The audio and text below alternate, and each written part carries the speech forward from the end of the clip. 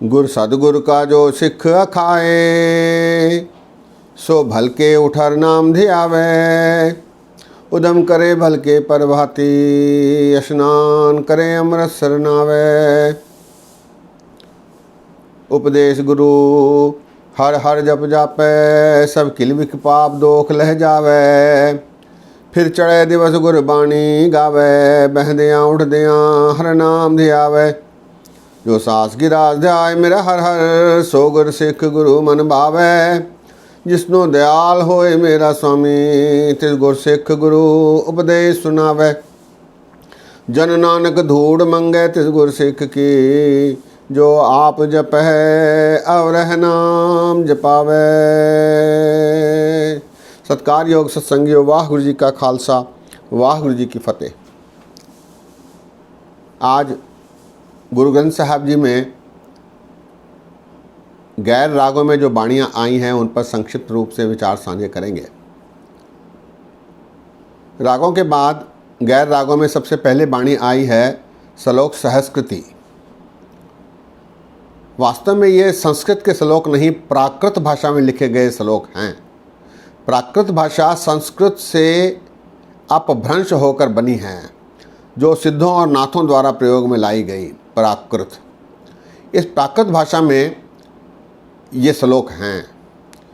4 श्लोक गुरु नानक देव जी के हैं, जिनमें से 3 श्लोक आषाढ़ी वार में भी आए हैं। 66 श्लोक गुरु अर्जन देव जी महाराज जी के हैं।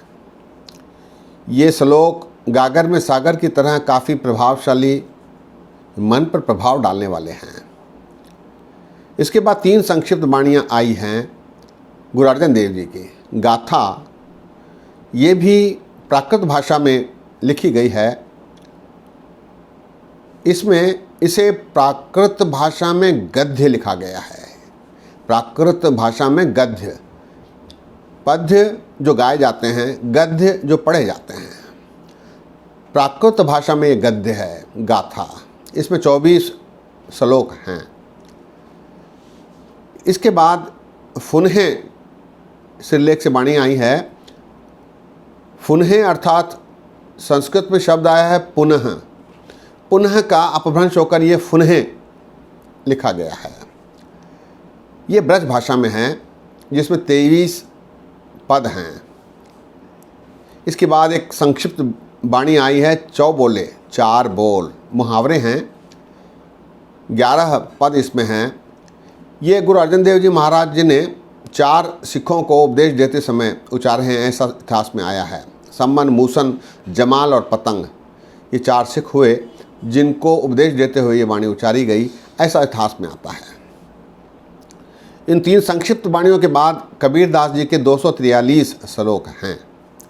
243 श्लोकों में कुछ श्लोक गुरुओं के हैं, जो गुरुओं ने कबीर दास जी के श्लोकों के स्पष्टीकरण के लिए लिखे हैं। 243 श्लोक कुल हैं।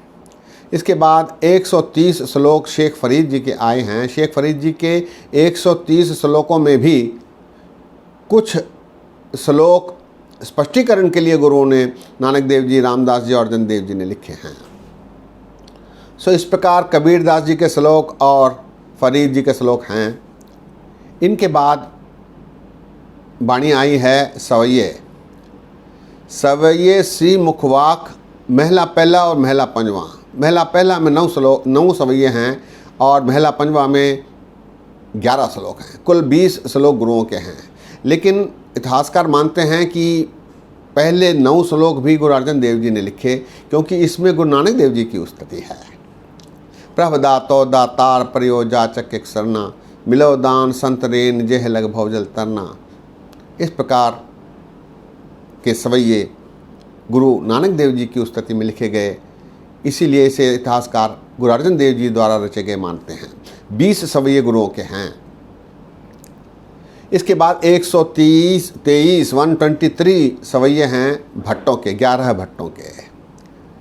11 भट्टों में 10 भट्टों का नाम दास ने बताया था। 11वां भट्ट है जालप।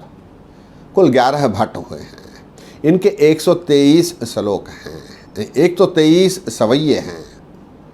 इन 123 सवैयों के बाद बाणी आई है श्लोक वारांते वधिक।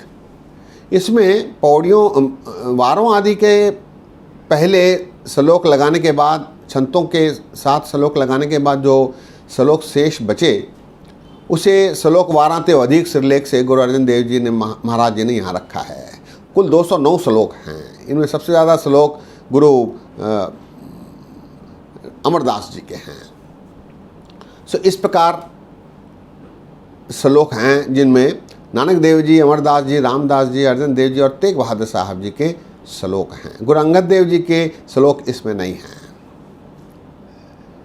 सो इस प्रकार पहले श्लोक सहस्कृति, फिर 3 संक्षिप्त बाणियाँ गाथा, फुनहे, चौबोले, उसके बाद कबीरदास जी के श्लोक, फिर फरीद जी के श्लोक, फिर सवैये गुरुओं के 20 सवैये, 123 सवैये भट्टों के, उसके बाद 209 श्लोक गुरुओं के, श्लोक वारांते वधिक इस लेख से आए हैं। इसके बाद 2 श्लोक आए हैं गुरु अर्जन देव जी के, जो गुरु ग्रंथ साहब जी की मुंदावणी उपसंहार के रूप में जाने जाते हैं। मुंदावणी महला 5वां, थाल विस तिन वस्तु पइयो सत्संतोख विचारो, उसके बाद तेरा कीता जातो नाही मैनू जो की तो।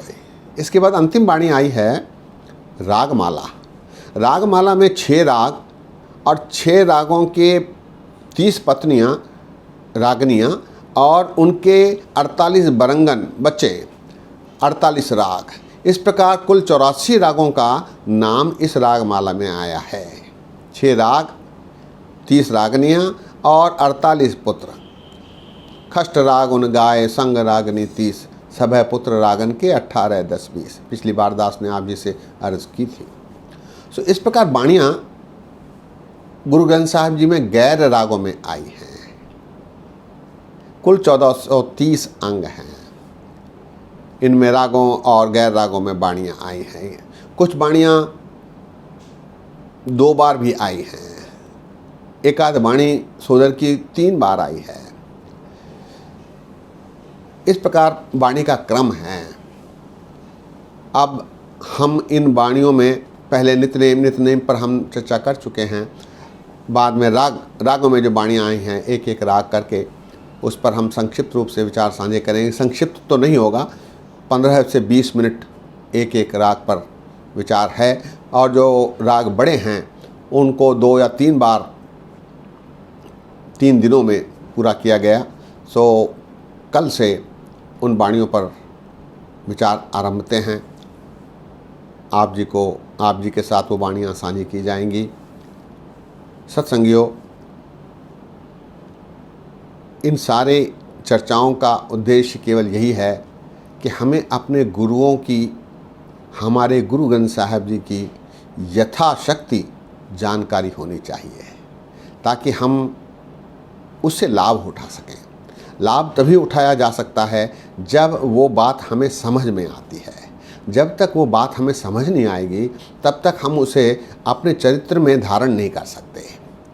इसीलिए यहाँ थोड़ी सी मुश्किल भाषा की होती है, क्योंकि भाषा प्राचीन है और भाषा एक गुलदस्ता है, क्योंकि इसमें अनेक भाषाओं का समावेश है। जैसे अभी दास ने आप जी से अर्ज़ की, प्राकृत भाषा, गाथा, ब्रज भाषा, अनेक प्रकार की भाषाओं का मिश्रण श्री गुरु ग्रंथ साहब जी है।